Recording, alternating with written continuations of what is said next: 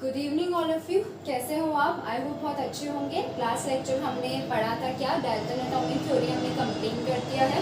जब हमने उसको कंप्लीट कर दिया यानी कि हमने सारे लॉज को क्या कर चुका है, कंप्लीट कर चुका है। ठीक है, आज हम क्या पढ़ेंगे? आज हम पढ़ेंगे atomic mass and average atomic मास। आज हम पढ़ेंगे एवरेज एटॉमिक मास, हम आज पढ़ेंगे। ठीक है, हम आज ये पढ़ेंगे। ठीक, चलो क्या होता है ये देखते हैं। पहले हम बात करते हैं एटॉमिक मास की। आई होप कि सबको पता होगा। देखो नॉर्मल सी चीज है, नॉर्मली हमें पता है एटॉमिक मास कहाँ से आता है, लेकिन ये आपको बिल्कुल डिटेल में हम समझेंगे कि कहाँ से शुरू हुआ, कैसे बना, कैसे हम एटॉमिक मास पीरियोडिक टेबल में हम किसी को बोलते हैं कि हाइड्रोजन का 1 है, ऑक्सीजन का आपका 16 है, हम कैसे बोलते हैं वो हम समझेंगे। ठीक है, अभी क्या हुआ था देखो, हमने जब साइंटिस्ट ने वर्क किया तो उन्होंने बोला कि जो आपका एटॉमिक मास होता है, जनरली एटम्स जो होते हैं वो बहुत ज़्यादा छोटे होते हैं।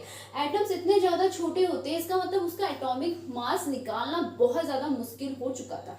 आजकल तो बोला जाता है कि ऐसी टेक्निक आ चुकी है कि जैसे कि हमारी टेक्निक यहाँ पे लिखी भी है उन्होंने, मास स्पेक्ट्रोस्कोपी। तो यानी कि अभी इतनी सारी टेक्निक आ चुकी है, आपके बुक में मास स्पेक्ट्रोस्कोपी की बात की गई है। तो मास स्पेक्ट्रोमेट्री की मदद से हम क्या करते हैं, किसी भी एटम्स के मास को आइडेंटिफाई कर लेते हैं, यानी कि एटम के एटॉमिक मास को हम आइडेंटिफाई कर लेते हैं। लेकिन जब मैं बात कर रही हूँ 19वीं सेंचुरी की, पुराने जमाने में तो ऐसी कोई टेक्निक नहीं थी। तो उस टाइम पे हम क्या करते थे, वो क्या करते थे, एक कोई भी आपने एलिमेंट लिया और उस एलिमेंट को वो स्टैंडर्ड मानते थे और उसके रिलेटेड यानी कि उसके रिस्पेक्ट में वो आपका दूसरा मास निकालते थे किसी दूसरे एलिमेंट का। जैसे कि मैं एग्जांपल आपको बताती हूँ, यहाँ पे एटॉमिक मास लिखेंगे, हमें थोड़ा सा बड़ा स्पेस चाहिए। एटॉमिक मास, तो क्या वो बोलता है कि सबसे पहले जब 19वीं सेंचुरी की बात हो रही थी बेटा, तो उन्होंने बोला कि सबसे छोटा जो एटम है यानी कि एलिमेंट है वो हमारे पास हाइड्रोजन है। उन्होंने कहा हाइड्रोजन का जो मास होगा वो 1 होगा। उस टाइम पे उन्होंने यूनिट को डिफाइन नहीं किया था, इसके आगे कोई भी यूनिट नहीं लगाया था। उन्होंने बस इतना बोला कि जो हाइड्रोजन होता है उसका एटॉमिक मास 1 होता है। अब इसके बाद उन्होंने जितने भी एलिमेंट हो गए, हीलियम हो गया, सोडियम हो गया, जो भी आपके एलिमेंट हुए, उन्होंने क्या किया, इसके रिस्पेक्ट में निकाला। इसके रिस्पेक्ट में उन्होंने इसका एटॉमिक मास निकाला और इसका एटॉमिक मास निकाला। ठीक है, कुछ टाइम बाद थोड़ा और स्टडी की गई और बोला कि नहीं, हाइड्रोजन तो नहीं लेंगे, स्टैंडर्ड करेक्ट नहीं आ रहा है। तब उन्होंने क्या किया, कुछ टाइम बाद उन्होंने कार्बन लिया, कार्बन 12 लिया। कार्बन 12 जो होता है ये आइसोटोप्स होता है बेटा कार्बन का, आइसोटोप्स ऑफ कार्बन। हमें पता है कार्बन के 3 आइसोटोप्स होते हैं, फिलहाल हम कार्बन 12 के बारे में बात कर रहे हैं। ठीक है, ये कार्बन का आइसोटोप्स होता है। उन्होंने क्या लिया, कार्बन 12 को माना उन्होंने स्टैंडर्ड और बोला कि अब इसके रिस्पेक्ट में क्या निकाला जाएगा, क्या निकाला जाएगा, आपका एटॉमिक मास निकाला जाएगा, जो आज तक चलता आ रहा है। ठीक है, कैसे निकाला जाएगा, उन्होंने बोला कि हम क्या करते हैं, एक काम करते हैं, एटॉमिक मास यूनिट हम ले लेते हैं। उन्होंने क्या किया, देखो उन्होंने बोला कि हम एटॉमिक मास यूनिट निकालेंगे। ठीक है, उन्होंने बोला कि कैसे हम मास निकालेंगे, उन्होंने बोला कि हमारा जो एटॉमिक मास होगा वो क्या होगा आपका, वो होगा आपका 1/12 इंटू आपका कार्बन 12 का एटॉमिक मास।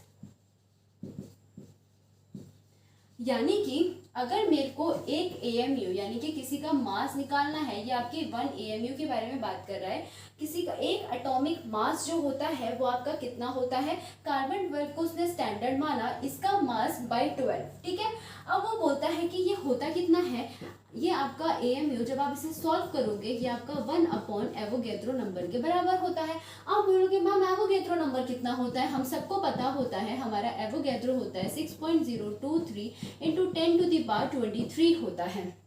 इतना हमारा सबको पता होता है ना। ठीक है, अब हमारा इतना आ गया।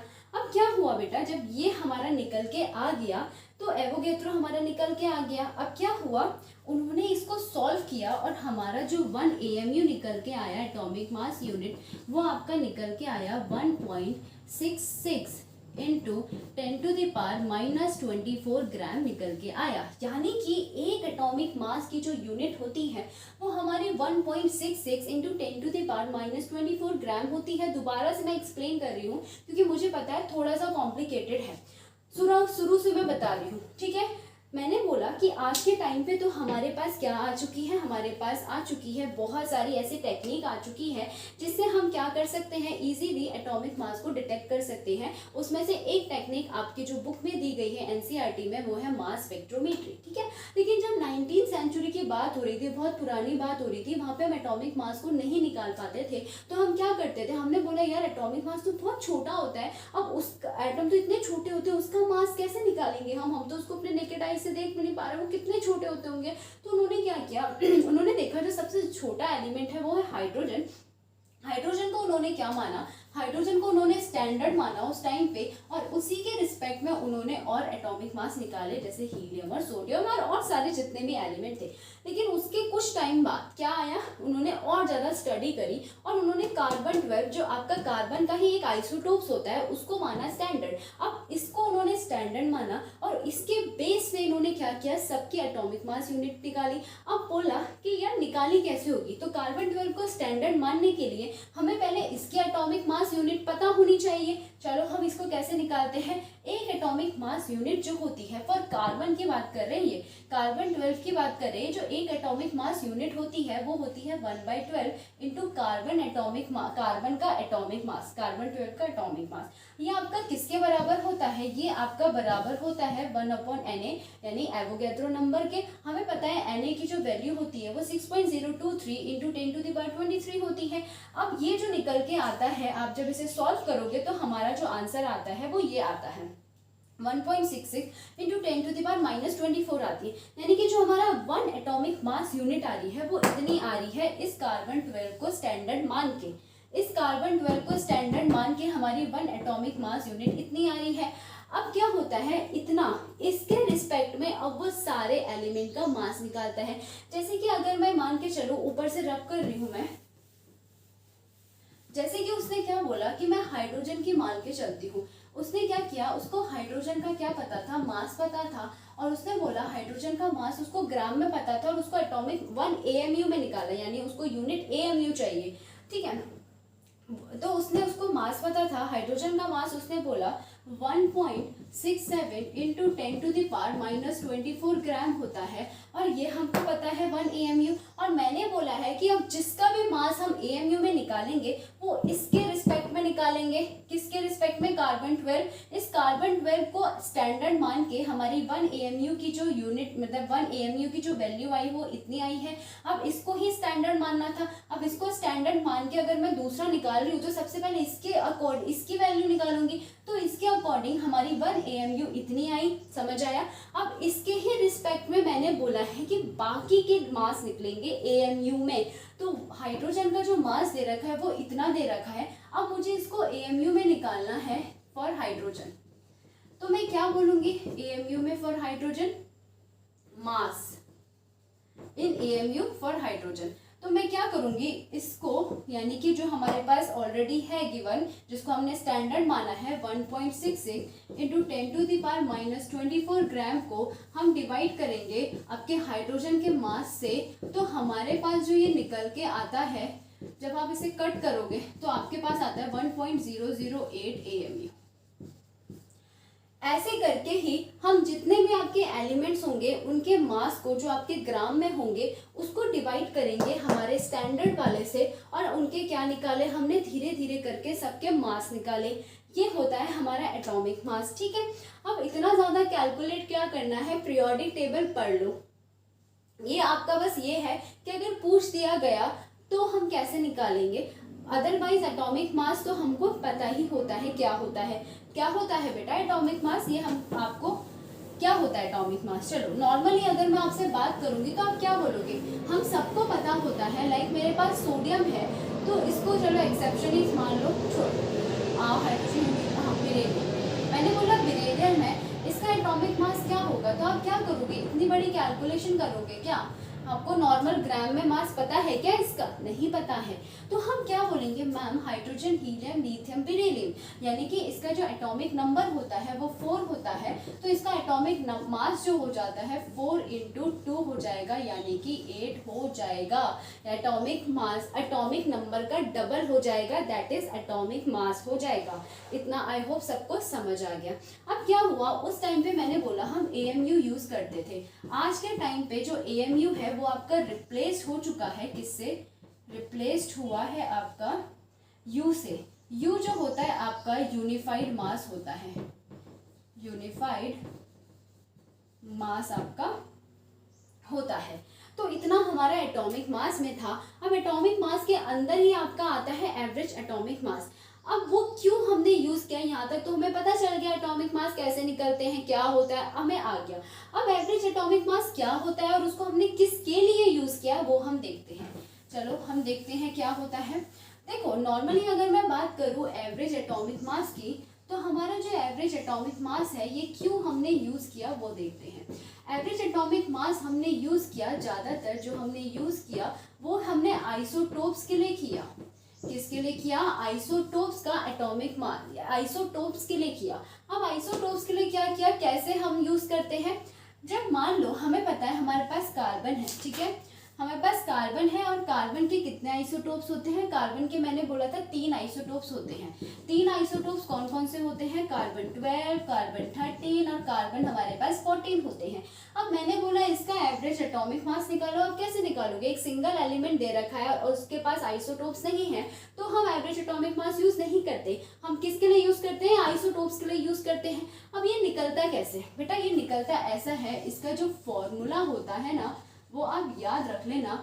हम क्या करते हैं, जो भी आपका एटॉमिक मास होता है, एटॉमिक मास जो होता है प्लस नहीं इनटू, एटॉमिक मास इनटू जो आपकी रिलेटिव अबंडेंस दे रखी होगी, वहीं पे आ जाती हूँ, दूर पड़ रहा है, रिलेटिव अबंडेंस आपको दे रखी होगी। फिर आप क्या करोगे, प्लस करोगे। ये आपका किसके लिए होगा, ये आपका आइसोटोप 1 के लिए होगा, ये आपका आइसोटोप 1 के लिए होगा। ठीक, अब क्या करोगे, आइसोटोप 2 होगा, उस आइसोटोप 2 के लिए आप क्या करोगे, अगेन यहाँ पे एटॉमिक मास आ जाएगा, एटॉमिक मास आ जाएगा इनटू आपकी रिलेटिव अबंडेंस आ जाएगी। फिर आप प्लस करोगे, फिर इसके आगे मैंने किया है यहाँ पे आप प्लस करोगे। फिर आइसोटोप 3 के लिए जो आपका 3 वाला है, सेम एटॉमिक मास आ जाएगा इनटू रिलेटिव अबंडेंस आ जाएगी।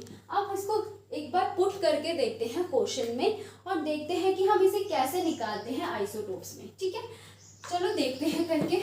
एक क्वेश्चन आपका दे ही रखा है, उसने बोला है कि आपके पास 3 कार्बन मतलब आइसोटोप्स है 3 कार्बन के, कार्बन 12 है, कार्बन 13 है और कार्बन 14 है। ठीक है, उसने ये बोला है कि यहाँ पे जो आपका रिलेटिव अबंडेंस है वो कितना दे रखा है, 12 में 98.892 आपका गिवन है, 13 में आपका 1.108 गिवन है और यहाँ पे आपका कितना गिवन है, 2 इंटू 10⁻⁻10 गिवन है।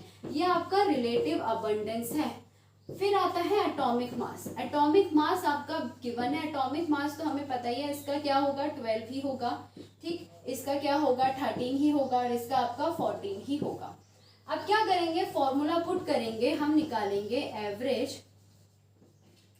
एवरेज एटॉमिक मास। अगर मैं निकालूंगी तो क्या होगा आपका एटॉमिक मास, क्या आ जाएगा आपका, सबसे पहले आइसोटोप पहला वाला यानी कार्बन 12, एटॉमिक मास है 12 इनटू रिलेटिव अबंडेंस है 98.892 हो गया, प्लस करेंगे आइसोटोप सेकेंड यानी कि कार्बन 13, आपका एटॉमिक मास है 13 इनटू आ जाएगा 1.108। ठीक, प्लस करेंगे, फिर आएगा कार्बन 14 थर्ड आइसोटोप है आपका, यहाँ पे एटॉमिक मास है इसका 14 और इसमें जो रिलेटिव अबंडेंस आएगा वो आएगा 2 इंटू 10⁻⁻10। ओके, जब आप इसे सॉल्व करोगे ना बेटा, सॉल्व करने के बाद जो आपका आंसर निकल के आएगा वो आपका आ जाएगा 12.011 U। U is a unified mass. ठीक, ये आपका ऐसे निकलेगा, ऐसे आपका फॉर्मूला पुट होगा एवरेज एटॉमिक मास का आइसोटोप्स में। अगर किसी के भी आइसोटोप्स हो गए आप पुट करोगे और आंसर को क्या करोगे, सॉल्व करोगे। ठीक है, समझ आ गया। ठीक है, आपको क्वेश्चन में ये चीजें गिवन ही होगी। अगर आपको एटॉमिक मास गिवन नहीं भी है तो भी हमको आता है निकालना, हमने इससे पहले पढ़ चुका है। इजीली ट्रिक पढ़ा। क्या पढ़ा हमने ट्रिक? हमने ये पढ़ा कि अगर किसी का एटॉमिक नंबर गिवन है, उसका डबल उसका एटॉमिक मास होता है। एक्सेप्शन में हम सोडियम ले लेते हैं, और एक्सेप्शन अच्छे से लिखते हैं। क्या बोला मैंने? एक्सेप्शन हम ले लेते हैं, यहाँ पे क्या ले लेते हैं? सोडियम ले लेते हैं और क्लोरीन ले लेते हैं। अच्छा, सोडियम का जो एटॉमिक नंबर होता है वो कितना होता है? 11 होता है। और क्लोरीन का कितना होता है? Hydrogen, helium, lithium, beryllium, boron, carbon, nitrogen, oxygen, fluorine, neon, sodium, magnesium, aluminium, silicon, phosphorus, sulphur, chlorine. कहाँ पे आया? 12, 16, 17। ठीक है, 17 होता है। अब आपका एटॉमिक नंबर था, एटॉमिक मास क्या हो जाएगा? मैंने बोला था डबल होगा। तो मेरे स्टेटमेंट के अकॉर्डिंग ये 22 होना चाहिए, और ये होना चाहिए 2 7 जा 14, 2 1 जा 2, 34 होना चाहिए। लेकिन एक्चुअल में जब आप देखते हो तो सोडियम का एटॉमिक मास जो आता है वो 23 आता है, और इसका आपका आता है 35.5 आता है। देखो, जब मैं छोटी थी तो मैं यही लेके चलती थी, डबल लेके आंसर आ जाता था। एकदम एक्यूरेट तो नहीं आएगा, बट मेरा आंसर आ जाता था। लेकिन जब मैंने बोल दिया है कि ये एक्सेप्शन है, तो क्या आप इसको याद नहीं कर सकते? 23 और 35.5 लर्न करने में इतना ज़्यादा डिफिकल्टी तो आई डोंट नो, मतलब आई डोंट थिंक सो होनी चाहिए। तो इसको आप लर्न कर लो कि ये ऐसा होता है। ठीक है, तो बस यही है। अब आपको एटॉमिक मास निकालने आ गया है। एवरेज एटॉमिक मास कैसे निकालते हैं किसी भी आइसोटोप्स के लिए, वो भी आपको निकालने आ गया है। रिलेटिव अबंडेंस क्या बोला? इनटू एटॉमिक मास, और प्लस करके जितने भी आइसोटोप्स होंगे ये आपका कंटिन्यू चलता रहेगा। तो इतना हमारा आज के लिए काफ़ी है। कल हम क्या पढ़ेंगे? कल हम मॉलिक्यूलर मास पढ़ेंगे और फॉर्मूला मास पढ़ेंगे। वैसे तो मैं पढ़ाना चाहूँ तो इसी में पढ़ा सकती हूँ, क्योंकि मॉलिक्यूलर मास और फॉर्मूला मास कोई इतना बड़ा टॉपिक नहीं है, जस्ट 10 मिनट का टॉपिक है। लेकिन मेरी आदत है मैं बहुत डीप चले जाती हूँ। अगर मुझे उसमें कोई ऐसा टर्म निकल के आ गया कि जो मुझे समझाना है, तो मैं बहुत ज़्यादा उसको लेकर डीप चले जाती हूँ। तो हम क्या कर लेंगे, कल पढ़ेंगे मॉलिक्यूलर मास और फॉर्मूला मास पढ़ेंगे। अगर वो वीडियो मेरी 20 या 25 मिनट में ख़त्म हो जाती है और मेरे पास टाइम होता है, तो कल ही मैं आपका मोल कॉन्सेप्ट भी पढ़ाऊँगी कि मोल कॉन्सेप्ट आपका क्या होता है। ठीक है, ठीक है। तो आई होप आपको समझ आया हो। ठीक, तो फिर हंसते रहो, खुश रहो, मुस्कुराते रहो, और कुछ ना समझ आए तो प्लीज़ कमेंट करो। ठीक है, okay, thank you so much, खुश रहो।